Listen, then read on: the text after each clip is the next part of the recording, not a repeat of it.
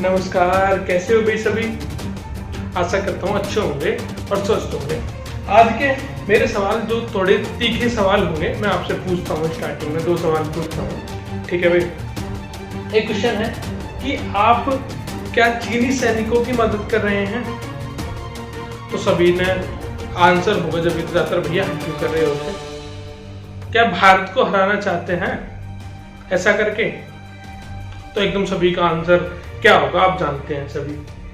दूसरा क्वेश्चन मेरा आपसे है कि आप सच्चे भारतीय हैं? फिर आपका खून खोने लगा होगा कि भैया हम तो सच्चे भारतीय हैं, आप ऐसा क्यों कह रहे हो। आज तो मैं एक व्यक्ति के बारे में बताता हूं भाई। व्यक्ति है सोनम वांगचुक। कोई सवाल पूछ रहे हैं आपसे, मेरे सवाल नहीं थे, सोनम वांगचुक की थे, ठीक है। मैंने अपना पल्ला झाड़ दिया है नॉर्मली, ठीक है। तो ये व्यक्ति आपसे बार बार सवाल पूछ रहा है। 2 वीडियो आई हैं अभी तक इनकी, और दोनों में इन्होंने सवाल पूछे। भैया आप किस तरह दृष्टि से देखते हो, किस तरह देखते हो मुझे नहीं पता, सवाल इनके ये है। और इन्हें अपनी अपनी चीजें इन्होंने प्रूव की। व्यक्ति के बारे में आप सभी जानते होंगे, 3 इडियट में आपने किरदार को बहुत अच्छे से समझा होगा इनके को, बहुत बढ़िया। ये स्वदेशी आंदोलन को से प्रेरित हैं। इन्होंने बीटेक की और अपना सामान बनाना पहले से ही स्टार्ट कर दिया, और ये चाहते थे शिक्षित जो उन्हें आत्मनिर्भर बने। जो अभियान है मोदी जी का, उसमें एक प्रमुख भूमिका निभा रहे हैं। कैसे कैसे निभा रहे हैं? ये लद्दाख क्षेत्र से रहते हैं, बहुत गहरा संबंध है इनका लद्दाख क्षेत्र से। वहीं पले बड़े हैं, वहीं इन्होंने अपना सारी चीजें स्टार्ट की है पढ़ाई के बाद। इन्होंने वहां देखा और जो समझा उसको इन्होंने समझाया दोनों वीडियो में, और उसको मैं आपको समझाना चाह रहा हूँ। आप समझने का प्रयास करें, ठीक है। मन की बात है भाई, सीधी बात है, कोई हम आपस में बात कर रहे हैं, नहीं कोई क्लास चल रही है, बस आपस में डिबेट है हमारी। ये नहीं है कि मैं वीडियो को बार बार रोक रहा हूँ, बना रहा हूँ आपके लिए, ऐसा कुछ भी नहीं है, डायरेक्ट बोल रहा हूँ, ठीक है। तो मन की बात बोलते हैं इसको, तो मन की दिल की बात में सुनिए सोनम वांगचुक क्या समझाना चाहते हैं।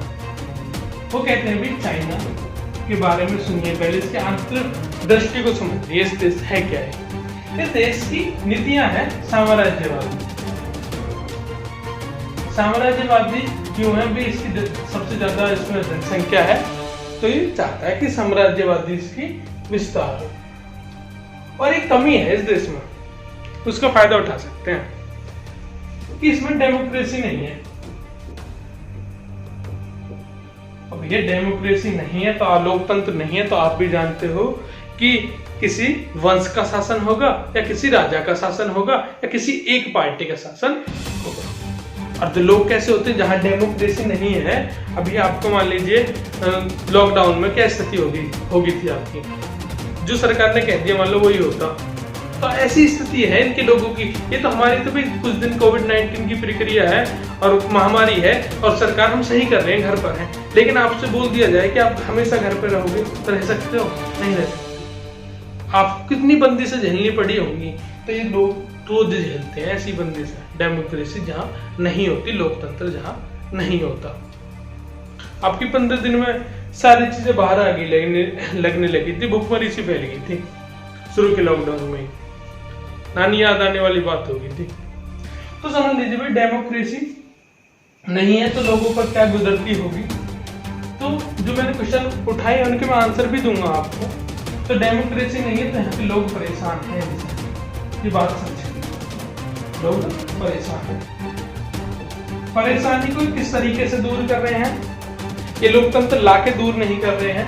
ये पहले वियतनाम को तंग करते हैं, अपने पड़ोसी देशों को, हांगकांग को, नई बात नहीं है। तिब्बती लोगों को परेशान कर रहे हैं। तिब्बत इन्होंने हमसे 1962 में छीन लिया। 1962 में युद्ध हुआ था, कोई कारण ऐसा भारत की तरफ से कोई कारण नहीं था कि हमने पहला अटैक किया था।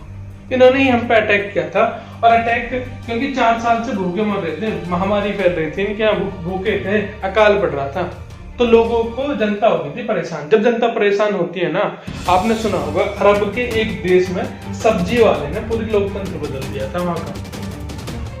तो जब भी यहाँ पे लोग परेशान होते हैं तो लोग तख्ता पलट की कोशिश करते हैं, लोकतंत्र लाने की कोशिश करते हैं। और लोगों के विचारों को दबा देते हैं ऐसे करके कि दूसरी कंट्री पे युद्ध करेंगे या ऐसा कुछ करेंगे, तो वो लोगों की भावनाएं जगती हैं, लोग होते हैं एक साथ युद्ध से, आप भी जानते हो। तो ये क्या करते हैं, ऐसा ही जब भी जैसे कोविड-19 का महामारी चली और उनके 20% आंकड़े सही नहीं देते, 20% लोग लगभग बेरोजगार हो गए, तो इन्होंने क्या किया, उस चीजों को दबा दिया जाए कि लोग क्या ना करने लगे भाई, अपनी मांग ना उठाने लगे। तो यहाँ के लोगों के लिए भी जरूरी है और अपने लिए कैसे जरूरी है भैया, हमारे सैनिक जो लड़ रहे हैं वो हमारे पैसों से लड़ रहे हैं, बात सत्य है। लेकिन जब मैं ये कह दूं कि इनके सैनिक भी हमारे पैसों से लड़ रहे हैं, चाइना के सैनिक भी हमसे जो लड़ रहे हैं हमारे पैसों से लड़ रहे हैं, बस सच है, कड़वी है, सच है। जब भी तो बोला था मेरे क्वेश्चन में कि आप चीनी सैनिकों की मदद कर रहे हैं, कैसे कर रहे हैं कि आप उनका सामान खरीद रहे हैं, सारे के सारे सॉफ्टवेयर उनके हैं, सारे हार्डवेयर उनके हैं। मैं नहीं कहता भाई आप सोनम वांगचुक की कहानी सुना रहा हूं मैं, जो वो उनके विचार हैं, मैं आपको उससे जोड़ना चाह रहा हूँ।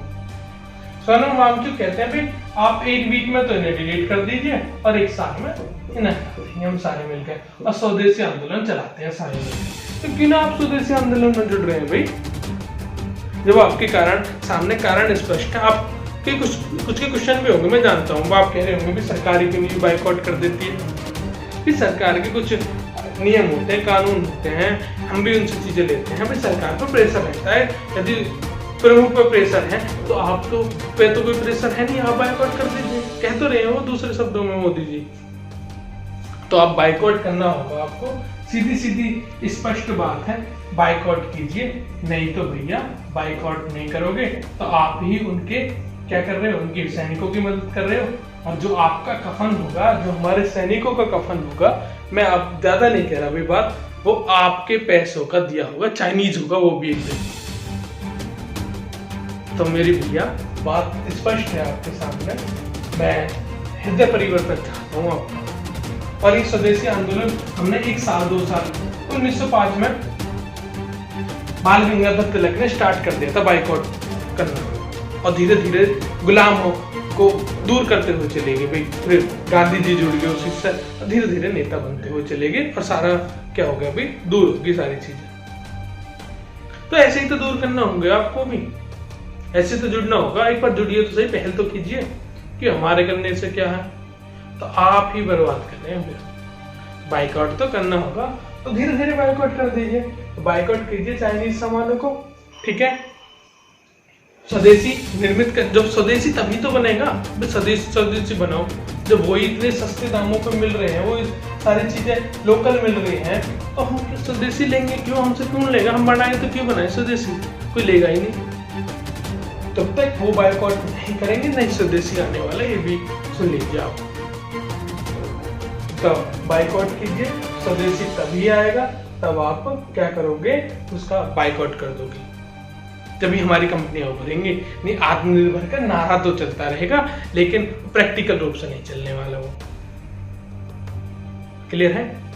तो नहीं तो जैसे भी अभी खबर सुनी होगी, श्रीलंका का पोर्ट कब्जा लिया, अभी पैसे चुकाए नहीं गए, पाकिस्तान को भी ये गुलाम कर ही लिया, पूरा सब चीज कब्जा।